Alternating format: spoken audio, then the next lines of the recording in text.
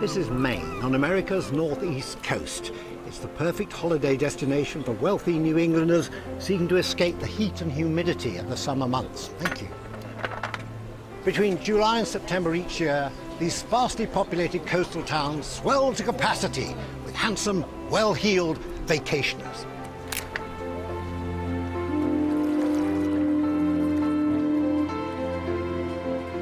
But there's another side to Maine, one where people graft hard for a living, on land and sea, a rural, rugged existence which fed the penetrating gaze of artist Andrew Wyeth and fueled his long and extraordinary career.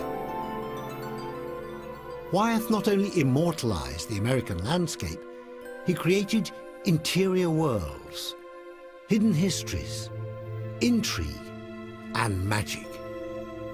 His unflinching vision didn't always please the art world, but it captured the hearts and minds of the American people. My exploration of Wyeth's long life and prolific work begins here, at this remote farmstead. It was this rural side of Maine that in 1948 inspired Andrew Wyeth to paint his masterpiece, a work that became an icon of American art and a painting which has puzzled and intrigued me from the first time I saw it. Wyeth's most famous painting was named after its subject, a woman he once described as a wounded gull. The painting was called Christina's World.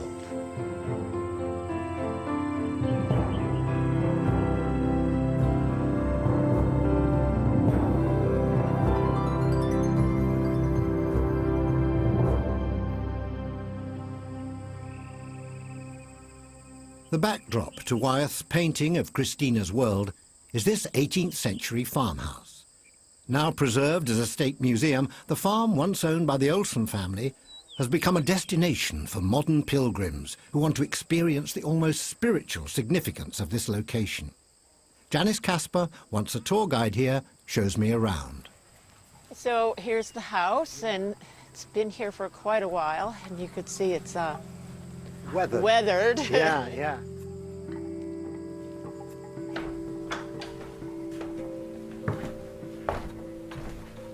When Andrew Wyeth first started to paint here during his family summer holidays in the 1940s, the farm was owned and run by Alvaro Olsen and his unmarried sister, Christina.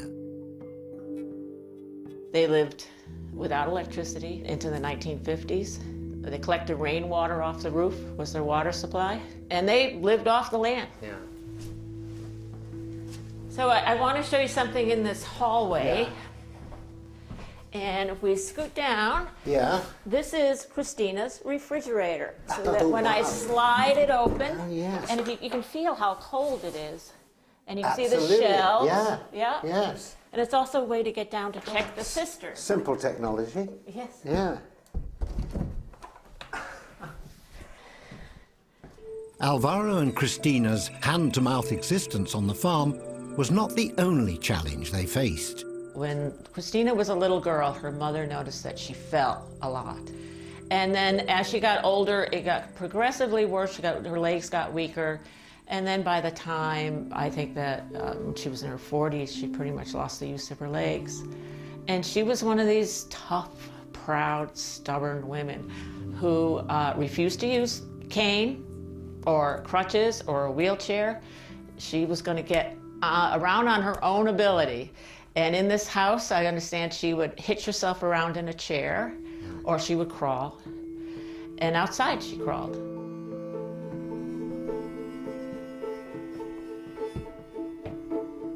Christina's disability meant that the upstairs floors of the house were out of her reach. They were closed up and used for storage until Andrew Wyeth began to use the rooms as makeshift studios.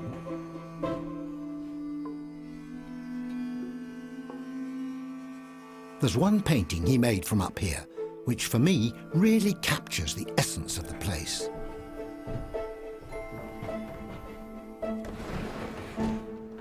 When Wyeth prized up this window, it hadn't been opened for years. Such was his attention to detail that he waited for 2 months for the wind to change in the right direction before completing the painting.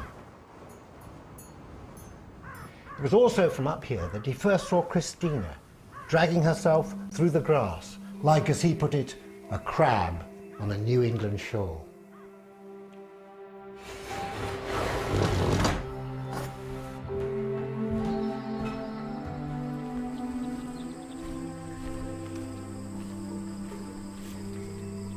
This painting really is much less simple than you think at first sight. I mean, I remember when I first saw it, I thought that the figure in the foreground was a young girl, and we know that Christina here was in her mid-50s and she was a paraplegic, and that's the way she moved through the grass. You know, when you understand it's not a purely realistic picture, he's trying to express something through this picture, you have to try and work out what it is he's expressing.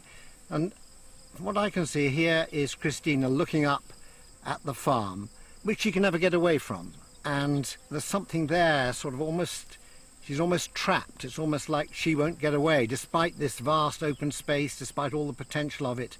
There's something quite dark going on there. So is she trying to get away or is she trying to get back? I don't know. It's a puzzle. It raises so many questions. Although Christina was an important muse for Wyeth, he also painted scenes in and around the Olsen farm for more than 30 summers, producing over 300 distinctive works. When Christina Olsen died in 1968, it closed an important chapter in Wyeth's career. But by far the largest portion of his work was created in a very different landscape, 500 miles south of here.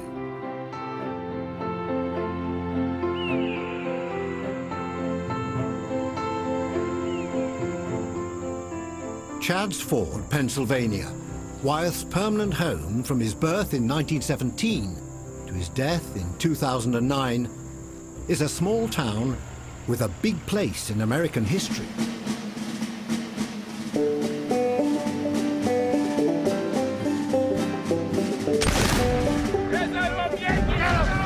These meadows by the Brandywine River were once battlefields.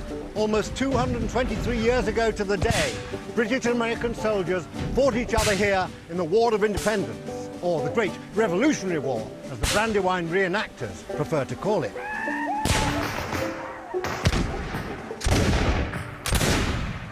Have you ever had the pleasure of firing one of these? No. Oh, my is friend. It a great pleasure? I can think see so. You like it. There's some sparkle in your eye, which makes me think that there's an element of Well, some danger there. But do you have a pair of glasses, just for safety's sake? Just to be there careful. might be some stuff flying well, about. you get powder that flashes up when the powder is ignited. Yes, it should meant to go that way. Well, you know, it will. It will. Okay. Will this kick fire? It shouldn't be that much of a kick because there isn't a bullet in it. Okay. More, please. Sorry. Yeah, sorry. British. You got him running. You got him running. Yeah. How important was the battle that was fought here in the Brandywine River? Oh, the battle was, I mean, very important. This is the largest land battle of the Revolution. And you have the British over on this side over here, and the Americans on this side. Now, the landscape is not going to be very reflective of what it was in the 18th century. You had a lot more concealment, a lot more cover. And in the morning hours, it was just basic scattered musket shot going across the river back and forth between the two armies. But in the afternoon, that's when the British started crossing, and the fierce fighting really took place. Locals say the river behind me ran red with the blood of dying and injured bodies of British and American officers. But despite the setback at the Brandywine River, the Americans went on to win their war against the British oppressors and claim this vast country as their own. A country that Wyeth's father raised his son to always feel proud to belong to.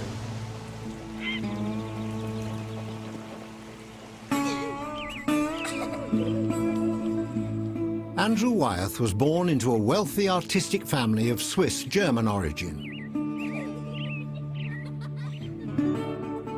Known as Andy, he was the youngest of 5 children, doted on by his 3 older sisters, particularly Anne, his constant childhood companion. So what was it like, you know, for your mother and Andrew, who were sort of 2 years apart, growing up in this house? What was their relationship? How did they get on? Well, they were wonderful friends. Of course, they slept in the same bed. They played together. And as children, they did everything together in the beginning. I mean, at some point, they drew. There were always paper. But they played up in these woods. They dressed up. They played Robin Hood. They played knights. They did all the things that Grandpa was painting. The young Andrew's love of storybook war and heroism was fed not only by the battle-scarred history around him, but also by his great influence and teacher, his larger-than-life father, Newell Convers Wyeth. Known as N.C., or Pa to his family, he was a celebrated artist, sought after for his dynamic picture book illustrations, which brought history to life. His work for Scribner's Classics had generations of readers spellbound. N.C. was so successful as a commercial artist, he was able to build a grand family home, construct a studio behind it, and pay for the surrounding 18 acres of land with a commission for one single work: Treasure Island. You know, he was so real to all of us. It was always what Pa said, what Pa did, what he thought. He created this world for us all. He dressed up as old Chris. Old Santa Claus. And he actually got up on the roof and he stamped around and he rang bells down that chimney and woke them up. And they came down to see him just out of the corner of their eye leaving. There's something about this family that I think is remarkable. There's a quality of joy in life, of joy in everything, and Grandpa had that. And my mother had that, and she kept on with that, and Andy had that. It's just open in the box. It's the ribbon. It's just joy at life of just God. Isn't it great?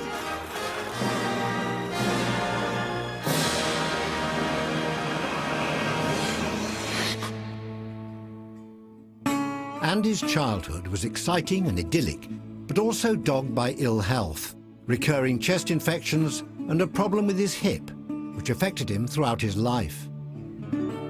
But neither of them seemed to temper his inquisitive nature and boisterous creative energy. And so he was kind of an enfant terrible in a way, you know. I mean, he was allowed, you know, he was precocious and he was not denied anything.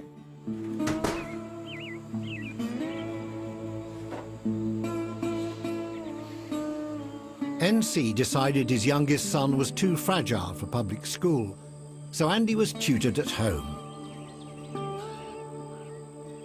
He was free to roam around his father's studio, where epic scenes of American heroism were being conjured up with the help of period costumes and historical regalia.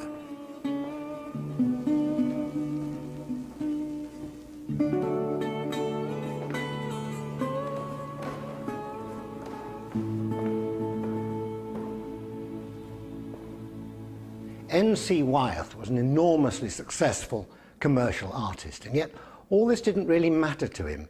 He was determined to shape his gifted young son into the kind of fine art painter that he himself would never really become. He wanted his son to be free, both artistically and personally. Andrew found heroism not in a costumed and constructed world like his father's, but in the reality of everyday life. His first show at the Macbeth Gallery in New York in 1937 was a sellout.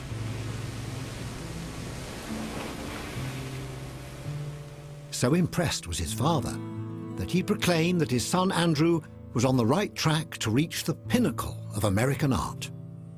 So, no pressure there.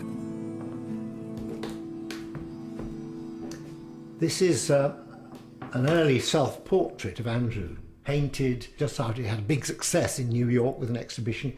He was 21 years old. I think it's quite interesting because he's sort of projecting himself as a serious, successful artist, but at the same time there's something in the eyes, kind of a wariness of, you know, don't read me too easily, there's something of a mystery there. And this was one of the first paintings that he painted in egg tempera. He'd rejected the oil paints that his father, Enjoi Wyeth, had brought him up to use. And I can only think that that must have been deliberate, that to try and escape from the shadow of his celebrated father, he chose different subjects, but also different materials to paint those subjects. The Brandywine River Museum houses the largest collection of both N.C. and Andrew Wyeth's work. Joyce Stoner and her team are tasked with conserving the painting of both father and son. The self-portrait that he did, was that the first time he used egg tempera? Oh yes. He hits the ground running with the self-portrait and then the portrait of Walt Anderson. And they're done so similarly, and they were sort of brothers under the skin at that time. Andrew was fascinated with outsiders and especially trickster pranksters. He had to feel a special kinship. And Walt Anderson, who is pictured in Young Swede, is a wonderful example of this. Walt is a trickster. He is a lobster poacher. Apparently he and Andy would steal boats together, and so he loved anyone who was a pirate. And so Walt was an original pirate. And you see how he paints Walt as this incredibly handsome young man, that they did things together and had fun. And he loved it, that he was a pirate and he was always breaking the rules. Andrew Wyeth also bucked the trend when it came to his painting technique. He chose to work in egg tempera, a challenging medium barely used since the 16th century. And so it started with someone picking up an egg, and you're going to do, what are you going to do? I think you're going to do it. How do you like it? Scrambled, boiled? Well, what we're going to do is we're going to separate the egg yolk from the white. So go ahead and break the egg. Okay. There we go. Let the white fall into the jar. Yep, there we are. And there's the yolk, and now what? Pass it from hand to hand. Yeah. And you can wipe your hands on that. I've honestly never done this before. No. Ever. Oh, I'm quite good at this, actually. Whoa, no. Okay. Oh, dear. Well, there we are, you see. Well, that's why we brought more than one. That's it. I was getting overconfident. Wyeth's decision to use egg tempera was bold. Not only did he need to mix paint from egg yolk and pigments every time he started, but its quick-drying properties meant he had to work fast. And mix that up, we now have paint. Okay. Why did they do that? Why did they discover that egg and pigment went together particularly well? It's actually a very good binder to hold pigments to a surface, so in painting. We know that between the Middle Ages up until around 1500, it was the dominant paint medium in Europe. Right. So, and we think about it, especially with early Italian paintings of the early masters, Giotto through Masaccio. Was it discovered in the Renaissance or It actually before? predates the Renaissance. Yeah, so if we think of late medieval paintings, the earlier icons are all painted in egg tempera. He loved taking tempera where it shouldn't go. And when people told him you couldn't paint tempera at night, that it wasn't a night medium, he painted Walt Anderson again, poaching lobsters, and it's called night hauling. And he pushed tempera to look like night. If you also look up close at the temperas and look at trodden weed up close, it looks like a micro Jackson Pollock. It looks like a little explosion because he is doing things you're not supposed to do with tempera. So these are the Andrew Wyeth galleries, and they're changed periodically with wonderful things. The Young Swede and this fabulous thing of his dog, it looks like a railroad. And then, oh, here are all the different ones he painted in Chatts Ford. Joyce, there's a perception that when you look at Wyeth's work, you're looking at the work of a realist, albeit maybe a romantic realist. And then you see a painting like this, and that's almost abstract in the shapes and all that. How did he see what he was doing, and how did others see what he was doing? Oh, well, absolutely. He was very aware of powerful shapes and forms. Yeah. If you look at the roof and the powerful beams coming out at you, it's a very, and the shadows, it's very powerful and very spooky, really. Juts out against the grey sky. But next to it, there's this sketch. Did he do preliminary sketches? He often did preliminary sketches while he was working on conceptualizing what this sort of magic realism, this spooky, this chilly sense of death. And so this is a wonderful comparison of the whoosh with the precise and showing them right together. So this was, is this a watercolor? Or Yes, it's ink and watercolor. And you can just see it slightly more, the greys are slightly lighter and the shadings on the bird are slightly lighter. Here's a much bolder, blacker sort of Exactly. Here we see another version of the two worlds of Andrew Wyeth. The free splash and dash of the watercolor, and then the exactitude, but they do work together, as you can see him working out in his mind how to do this. Was part of the reason that he chose to paint in tempera to distinguish himself from his father and his father's preference for oils? Absolutely. Andrew had to rebel from NC, and so you can really look at how the media bounce around as they try to get out of each other's way. And because there's tremendous love and tremendous competition in that family.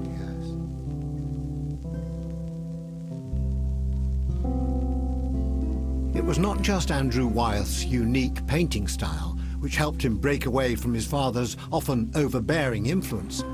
It was also the love of a determined young woman, whom he met in the summer of 1939. Betsy James was brought up in New England, the daughter of a Welsh picture editor and a well-bred Christian mother. With her striking looks, she was a force to be reckoned with.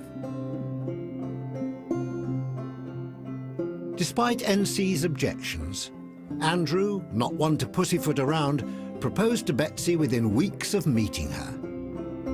She accepted. Betsy was 18 and Andrew was 21. The marriage produced two boys, Nicky and Jamie, and lasted 69 years until Wyeth's death. Oh, I was very fortunate to run into her. I didn't know I had that many brains so young. We're different. It's not always peaceful, but nothing good is peaceful. Remember that. If you got too much peace, God help you. You have to have a kick in the tail once in a while. But we have a great time. We don't have a dull moment, I can tell you that. Wanting to keep his young son close, NC gifted the newlyweds a property near to the Wyeth family home. The old schoolhouse became not only a home for his young family, but also Andrew's first studio of his own. Away from his father, Betsy's influence over him increased, as their son Jamie remembers. It was a painting, a tempera, which was a medium that he was just really starting with, and it was just a figure walking away in a field. And he was very excited about it and asked his father to come see it. And his father said, Andy, you know, it's remarkable, but you need to put a gun in its hand and you have to have dogs. But completely missing what his son was doing. And Betsy, who was probably 18, said, don't listen to that old fart. You do exactly what you're doing. Pretty amazing. So, I mean, with no knowledge of painting, she got it. And she obviously adored his work and thought, this is incredible what's being produced here. This is a world that's extraordinary. My father was very close to his father. And his father was very close to him. I mean, just wanted to control him. Young Betsy James was his escape away from that. But in a way, he married his father. I mean, she became totally the one then controlling, but gave him freedom to do exactly what he wanted, but kept track of what was being painted, what was, and you know, titles. He titled everything. Did she? and So, everything. so really? So Christina's World and It was Groundhog totally her Day? title, yeah. Really? He just painted and then showed it to her.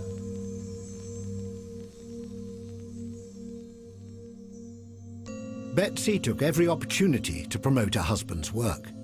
Before long, the marriage evolved into a business partnership, where the boundaries between family and work began to blur.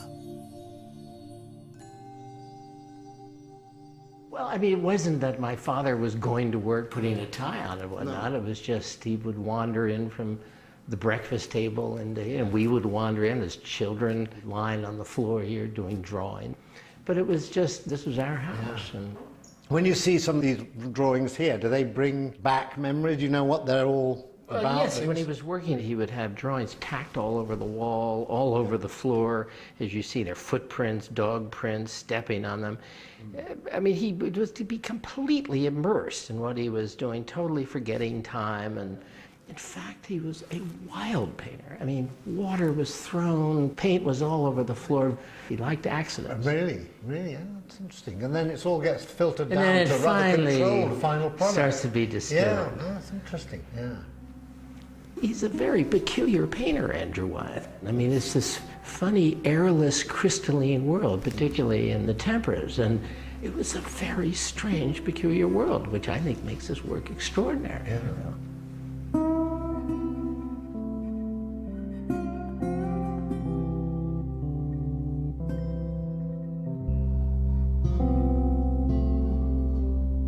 Although Wyeth had an official studio indoors, his unofficial outdoor studio was the whole of Chad's Ford. Andrew Wyeth painted uninterrupted for almost 7 full decades, one of the longest careers of any artist. What he painted here at Chad's Ford was confined to just a few square miles. This small piece of territory and the people who occupied it revealed to Wyeth a world so deep and detailed that no matter how often he painted it, he always discovered something new.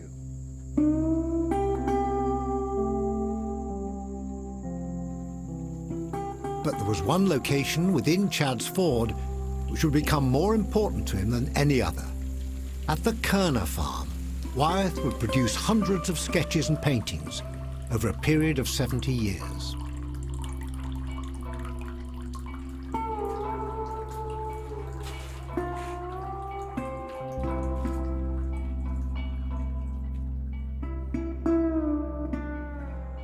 As with Christina and the Olsen farm, the inspiration that Wyeth drew from this one location was boundless.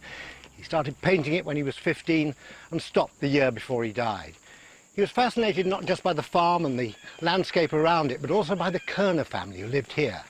Enigmatic outsiders, German immigrants. He was fascinated by their connection with the Teutonic old world of his ancestors. Wyeth was attracted to the rhythms of life here, as well as to its owners, farmer Carl Kerner, his wife Anna, and their children. Their son Carl Jr. remembers seeing Wyeth painting in and around the farm. Everybody liked Enjoi Wyeth. He would come early mornings. We never knew he'd be up in the woods painting or we'd be cutting along the field. We'd see Andy and say hello. I said, Andy, I said, stay away from the hayfield. I said, we come with our big cutter, we cut your toes off.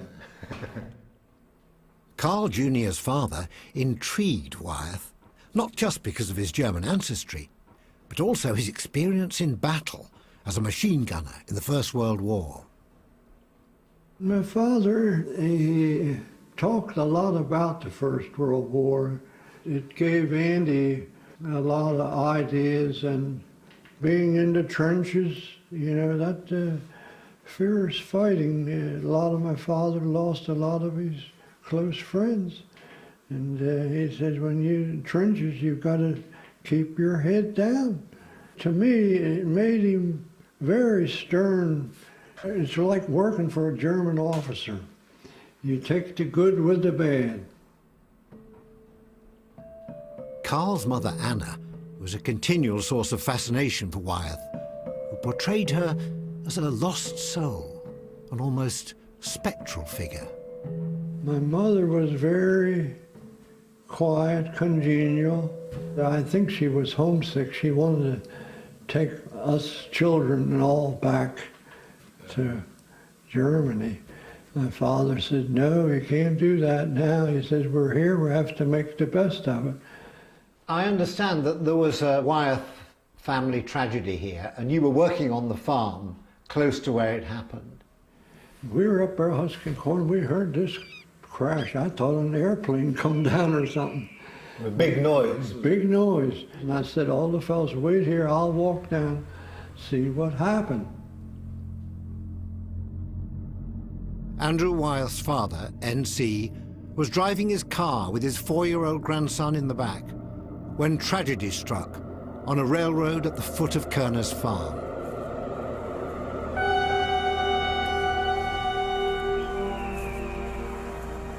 N.C. Wyeth and his young grandson were killed outright when the car in which they were travelling was hit by a train on this railway line in October 1945. But no one knows the cause of the accident. Was it mechanical failure in the car? Was it a temporary heart attack? Was it, as some people say, that N.C. was sketching at the time? The only thing we really know is that we shall never know.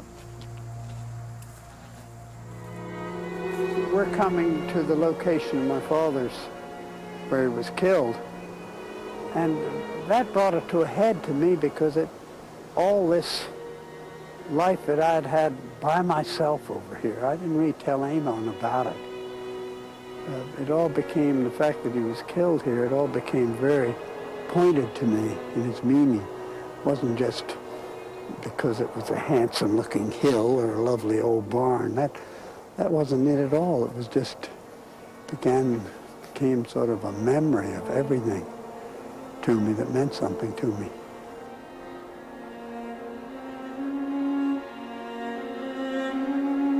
So it all made this whole place very poignant to me. Not just a farm, but a certain truth. It gave me a reason to paint. Up to that point I was painting, but I think I was painting pictures. And then there became a real reason, an urge to do something. Emotional reason. I think it made me. N.C.'s accident was not the only tragedy Wyeth would associate with Kerner's farm. When Carl Kerner was diagnosed with cancer in the early 1970s, Wyeth charted his slow decline from warrior to wasted body, the shadow of his own father's death always present. Something else had been happening at Kerner's farm during the years Wyeth was charting Carl's fading health. It all started when Andrew met the woman brought in to care for the sick farmer. On hot summer afternoons, she took to resting in the upstairs attic, which Wyeth had begun to use as one of his temporary studios. She was Prussian, like the Kerners, a German immigrant. She was married with children in her mid-30s. Her name was Helga Tesdorf. Andrew started to paint her, sleeping, waking, thinking, dressed and undressed.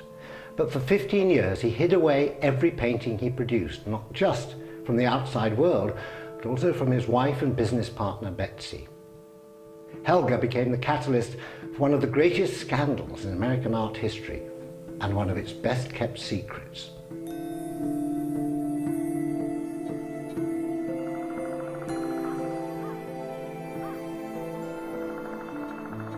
He continued to paint his usual subjects, and by producing a steady flow of work, Wyeth was able to paint Helga without arousing suspicion.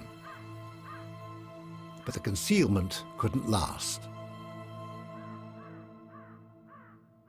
When the Helga paintings were first revealed, how did it happen? What was told to the public? They were revealed as the secret body of work kept private even from his own family and especially his wife. And therefore, he must be hiding something beyond just the fact that he painted these nudes. That was sort of the subtext of almost everything that was written at the time, that he had betrayed his wife Betsy in some way. Betsy Wyeth had been the driving force behind an extremely successful business, producing reproductions of her husband's work for sale to the general public. But it was not popular with everyone. Most of the critics took potshots based on reproductions they had seen or works that were in public collections, which weren't that many. I mean, aside from Christina's World at the Museum of Modern Art, there weren't that many hanging in museums around the country for a variety of reasons. Yeah. And I think for New York critics in particular, they were just dumbfounded by an artist who would paint farms and fishermen. I think that aspect of his work is part and parcel of what critics see as the sort of nostalgia of looking back at earlier periods of time. Frankly, Edward Hopper did the same thing. He wasn't a real fan of cities. He was kind of lamenting the loss of farms and rural life. And there is that heritage that is very deep-seated and embedded in sort of the American psyche, I think, in some ways. However controversial Wyeth's output was amongst the critics, it didn't stop the 250 works that make up the Helga cycle being sold almost immediately. They went to a single collector for what was reportedly around $6 million. The national scandal had only helped push up the price. You know, Andy had his own reasons for what he did, and I think part of it was in the nature of a surprise for the world, but also for his wife. He wanted to prove in his own way that he was capable of this rather, in those days, and in his mind, a body of work that was going to raise some eyebrows. He wanted to go deeper. He wanted to build on that early success, but he was trying to get at certain aspects of the human condition that were and are, important to him. You know, change, life, death, sex, all of those things are kind of the themes that he explored throughout his work in various ways.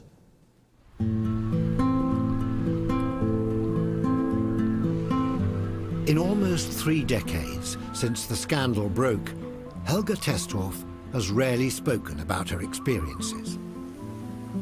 Today, she's agreed to meet me and talk about her years with Wyeth.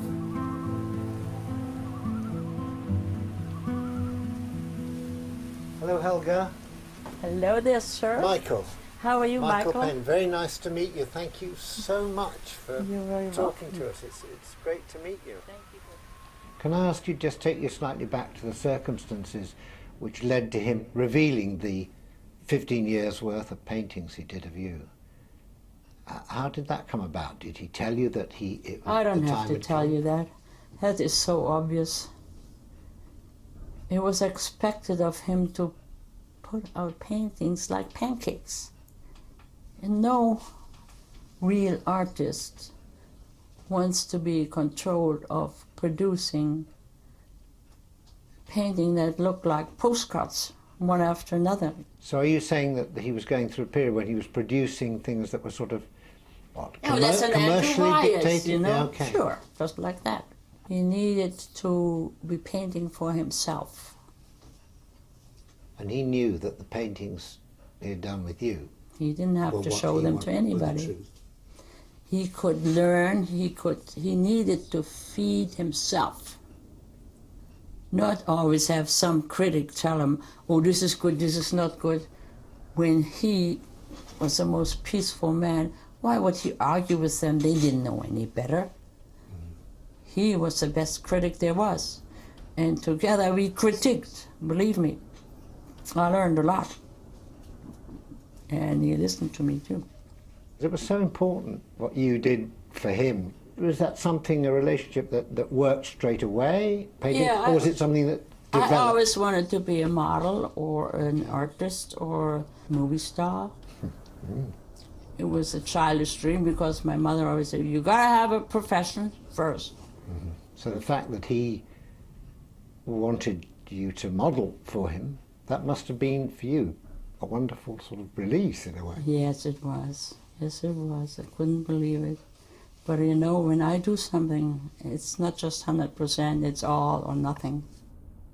Roughly how many hours a day would you be? Oh my God, in the beginning we did 8 hours sometimes. 8 hours? It was long. He always said, "Are you tired yet?" I said, "No, keep on going."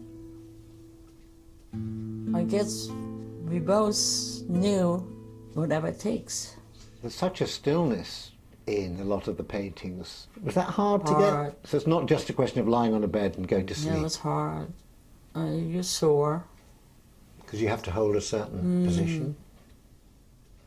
Very sore. When the paintings he made of you were revealed and the press got hold of it, I mean... Wasn't supposed to. Was this something you were prepared for? No, of course not. Never. It wasn't supposed to be shown until after his death. He totally... Really? He totally... I think he was sort of caught in something too, that it come out. And I don't know how it came out. But are you saying that he didn't want the paintings to be seen until after his death? Mm-hmm. Is that what you're saying? That was his promise to me. But Mother Nature had other plans. When the story of the Helga paintings broke in 1985, the American press bombarded Helga's family home, hounding her to speak out about a supposed affair with Andrew Wyeth. All hell broke loose, I think. All the paparazzis who were after us couldn't find me. Oh, I loved it. How did you get away? How did you get away from them? That's Was me. it secret? That's me, absolutely. There must have been people wagging tongues saying that you were his mistress and, you know, it was a sexual relationship. They didn't know any better. They didn't know our language. We were not talking that way. We had better things to think about. It's a, you just missed the sunrise, or you just missed the light. And did you see the beautiful moon last night? Nature has all the answers. So He couldn't follow us. It wasn't a sexual relationship. It has nothing to do with it. Whatever was personal, what's that got to do with the painting if you are sitting and trying to get a certain tone, for instance? Do you know how many times you have to try? And do you know there is magic in the brush? You think he wanted anybody to watch them paint? I put it right on the line, and that's about it. There were many people who knocked at our doors. And, "Oh, can I go out painting with you? Can I watch you paint?" Certainly not. Any more than I would have you watch me making love. No. The nude is the most holy thing that you can get next to. It's a divine spirit. The soul, he paints the soul.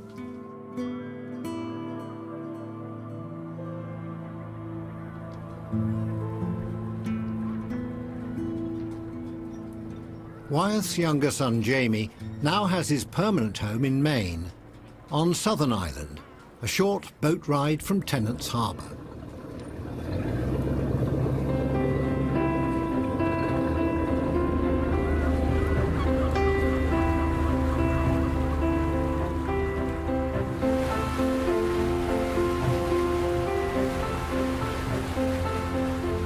Carrying on the family tradition, Jamie Wyeth, like his father Andrew and his grandfather N.C., is a respected painter in his own right.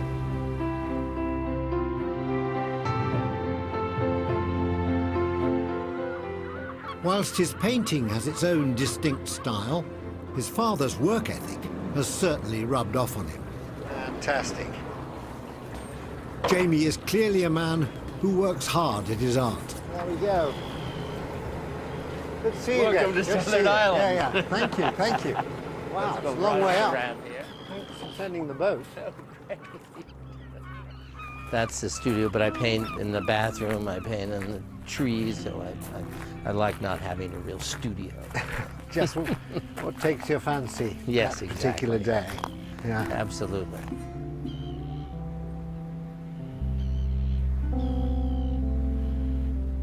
Island life became a sanctuary for the family after the furore of the Helga scandal. What was the reaction from the family when the Helga paintings were revealed? Or rather, what was the effect on the family? Well, I mean, it's a remarkable body of work. I think the first reaction was, my God, I mean, he produced this huge amount of work and also produced all other things at the time and all kept this sort of secret. And was your mother's immediate reaction? Well, her first reaction must have been was amazing at this body of work. And then it was obviously, she felt, how could he have done this without my knowledge? I mean, she had been a real partner of he and his life and work. And of course, you couldn't get more diametric opposites than Betsy Wyeth and Helga Tesdorf. A little picture of both. So, well, it was a perfect portrait of my father. I mean, he would go from his house with my mother, and that house is devoid of flowers, devoid of any artifice and whatnot. It's just the paintings on the wall, very sort of.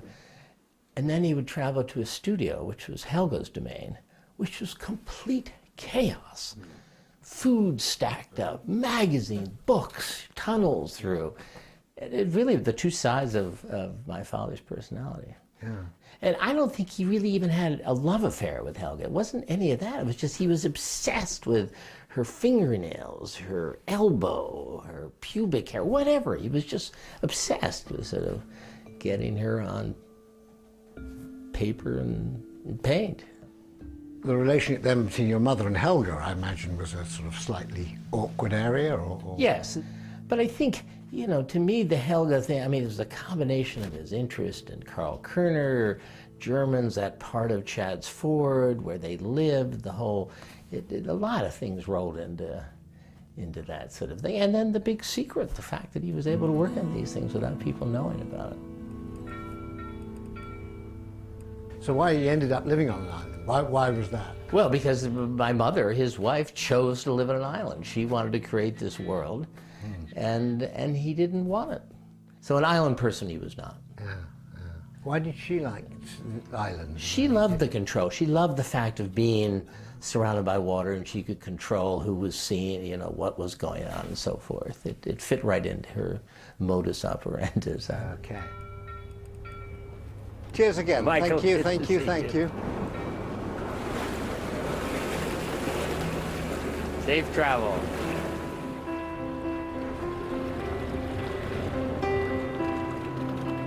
It seems pretty clear to me that Andy was a free spirit who could never be tied down. After the Helga scandal was over, he continued to see his muse, now no longer a secret.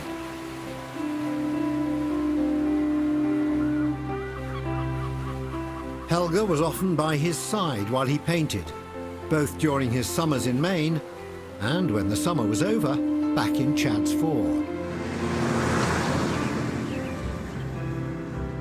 Although Andrew had painted his hometown for most of his life, he continued to find new subjects, even in his later years.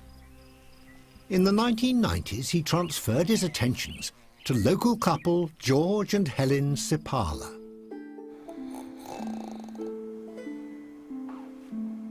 He virtually took up residence in their home, becoming almost part of the furniture. He wanted to get as up close and personal as was humanly possible, recording and painting every detail of their daily routine.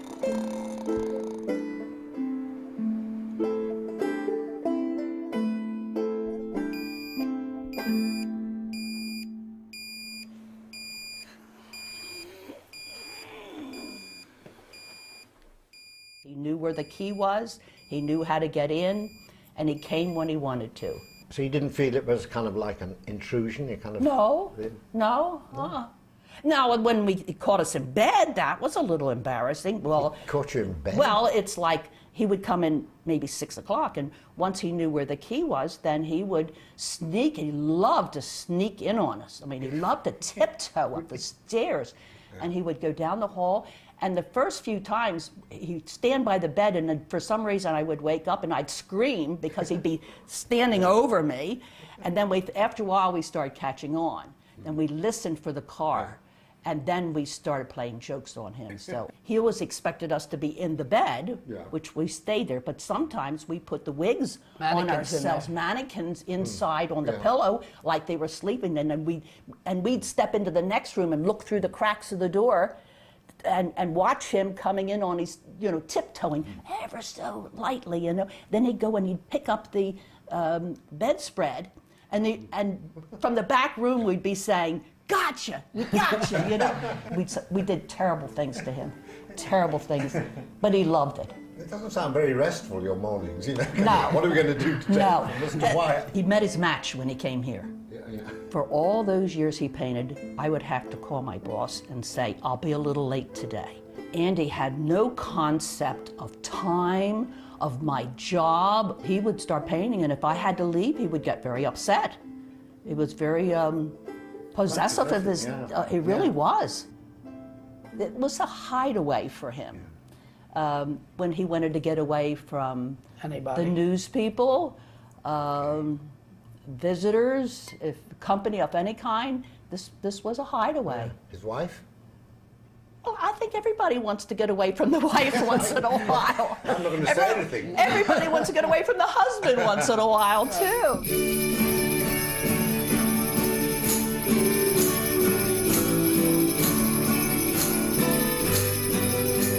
Andy made a point of having Christmas with the Sepalas.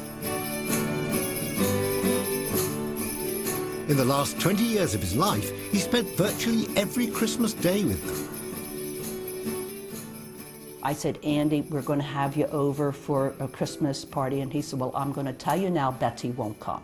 So George wrote Betsy a letter and said, in effect, in the nicest of words, that we will miss you and you'll be very comfortable here and blah, blah, blah, down the line, whole letter. And at the very end, I told her to get her ass over here in those words. And I understand that her secretary says, "How can anybody talk to you like that?" Yeah, she didn't know. She came. She came. Wow. She came. Yeah. Yes, that got her. It got her. He went to the door and there she was. Hello, welcome. Welcome to the Sepalas. Come on in. When people gave him Christmas presents, it would be coats and boots and shoes, and he'd have to run right over to show us what he got for, because I'd have to say, "Wait a minute, Andy, I have to get a picture of this. I have to get a picture." And that's how we would preserve this, or else he would never post. But then Kind of like he's getting this portrait of a reclusive exhibitionist, that's right, that's right, of his new Contradiction. outfit. You're right. Look what we have on, sweaters. He looks like the King of Denmark dropping in. He does. Christmas 2008 would be Andy's last with the Sepalas. He died just a few weeks later, at the ripe old age of 91. Pictures of the same. Helen Sepala sent her condolences to his widow Betsy. Dear Betsy and family, we are thinking of you during this very difficult time. We send our love, thoughts, prayers. George and I have lost a dear and loyal friend in Andy. 20 years ago, he entered our lives and never left. So many memories, so much joy, and a real honor to know him. We will miss him dearly, especially at Christmas. This past Christmas, he stopped in during the morning and had his last cup of tea with us. It was touching. Love, Helen. So, then he was gone.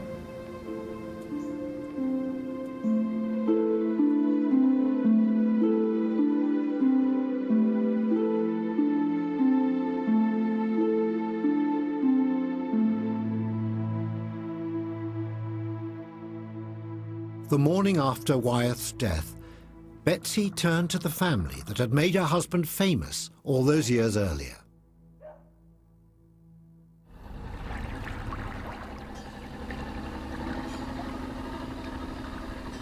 Out of the blue, John Olson, nephew of Andrew's muse Christina, received a call inquiring about the family graveyard.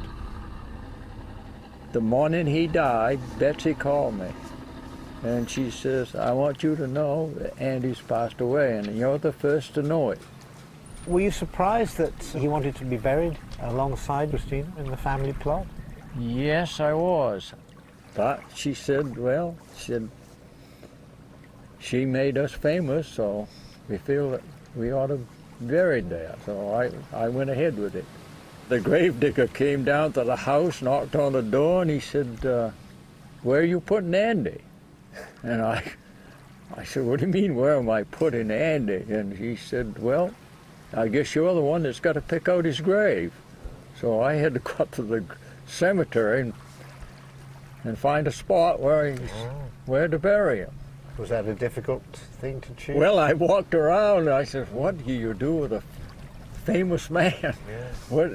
And I mean, I'm not a famous person by no means. I'm just a common everyday person around here. And so I picked out the spot where he's buried. Yeah. Okay, so now it's ready. Baited up. Wow. Heavy stuff. Let me just watch it. Wow. Yeah. Okay, here we go. Okay.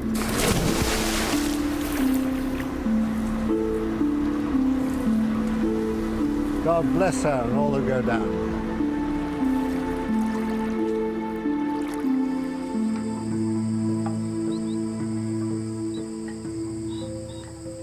And here we have Anna Christina's grave and her brother her brother Alvaro. Yeah. And Christina's parents. It's a modest little cemetery, isn't it? It is. It's just a few families. Yeah. And here we have Andrew Wyeth's grave. Yeah, there's Andrew's. This is the newest grave in the cemetery. Nice, simple stuff. Yeah, very simple, just name and date. Yeah, no other information. Yeah, that's the most recent. That's the most recent grave. There's almost nothing here, which I like. I think I'm more attracted as I get older by nothing. Vacancy. Light on the side of a wall, or the light on these snowdrifts and the shadows across them. Makes me go back more into my soul, I guess. But you have to save it for the right moment. It's like building up your urge for sex. If you let it peter out all the time, it's no good. But if you build it up for the right moment, it's terrific. And I find that's true with painting.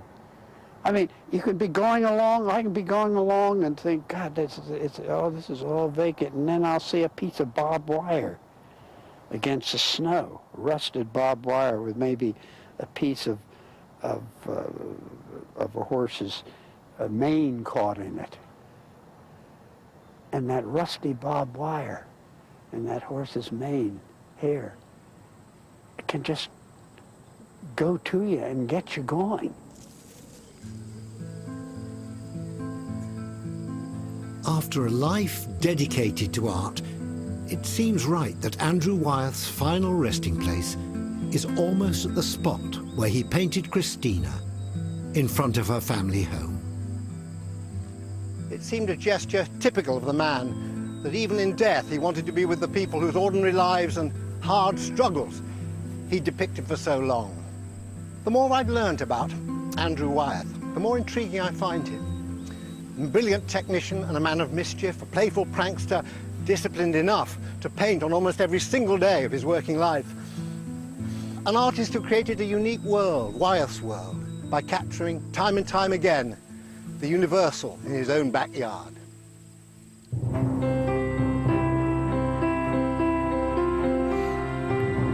Coming up on BBC Two, a tray of Fry's Christmas delight with a seasonal special QI next. Then for 2013, the best images came from the camera in your pocket. Smartphones capture moments in time at 10:30.